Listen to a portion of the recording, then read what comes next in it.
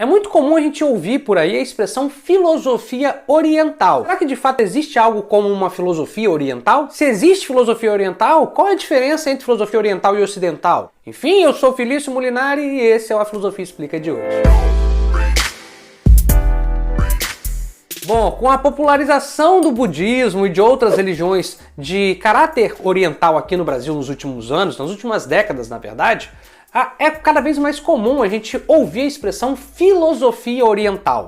Obviamente essa ideia de uma filosofia oriental está ligada a pensadores, a pensamentos vindo do Oriente e muitas vezes é relacionado com algo vindo da religião, algo espiritual. Mas enfim, qual é a diferença entre filosofia oriental e filosofia ocidental? Será que existe mesmo uma filosofia oriental? Bom, vamos lá explicar essa diferença. Mas antes, se você gosta de filosofia e gosta de mitologia, religião, cultura em geral, não se esqueça de curtir esse vídeo e se inscrever no nosso canal, pois toda semana tem vídeo novo pra você. Bom, enfim, chega de papo, vamos lá pro conteúdo. Normalmente, quando alguém se refere à filosofia oriental, ele está se referindo ao tipo de pensamento que vem do Oriente e está bastante ligado a um caráter prático. Nesse sentido, a gente pode normalmente encontrar a ideia de filosofia oriental relacionada ao budismo ou até mesmo ao hinduísmo, a alguns autores como Confúcio e tantos outros. Mas o que é bastante comum na maioria desses casos é que a filosofia oriental, aquilo que se convencionou chamar de filosofia oriental, é bastante ligado à utilidade, à prática. Seriam como conselhos de prudência, conselhos para você ter uma vida melhor.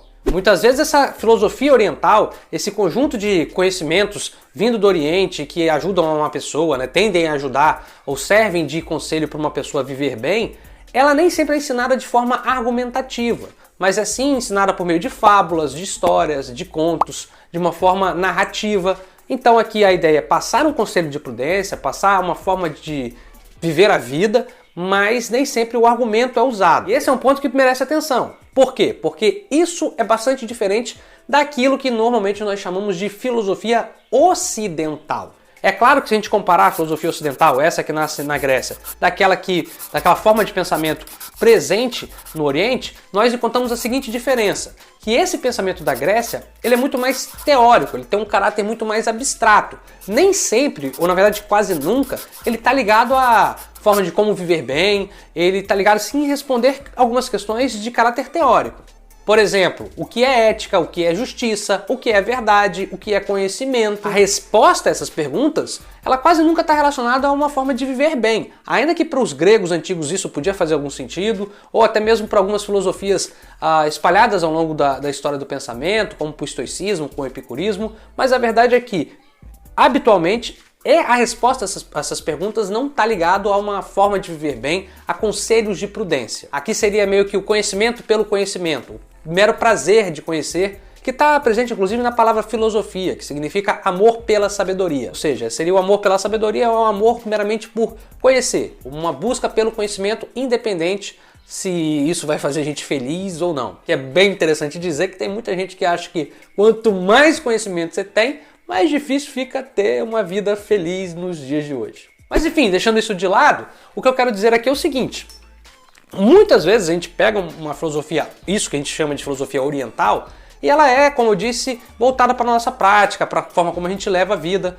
E isso é diferente da filosofia que nasce na Grécia, que tenta responder as questões de forma teórica, de forma argumentativa, não usando fábulas nem metáforas, sempre argumentando, e com pouco apreço, na maioria das vezes, com o que isso vai fazer, com o que isso vai servir na prática. Mas enfim, traduzindo aqui, muita gente diz que uma forma melhor de se referir a esse conjunto de pensamentos do Oriente, que está ligado à prática, que está ligado a viver bem uma vida, seria melhor definido como uma sabedoria oriental, deixando o termo filosofia só para esse conhecimento que nasce na Grécia. Aqui é importante pontuar que não há nenhum preconceito quanto a isso. Não é que a filosofia grega, a filosofia ocidental, seja superior ao pensamento oriental. Não, não é nada disso. É meramente para diferenciar as coisas, porque de fato são diferentes. Ainda que existam aproximações ao longo da história da filosofia. Nietzsche, Schopenhauer, por exemplo, tantos outros, foram influenciados pela sabedoria oriental. E isso está presente na filosofia desses pensadores. Mas, de fato,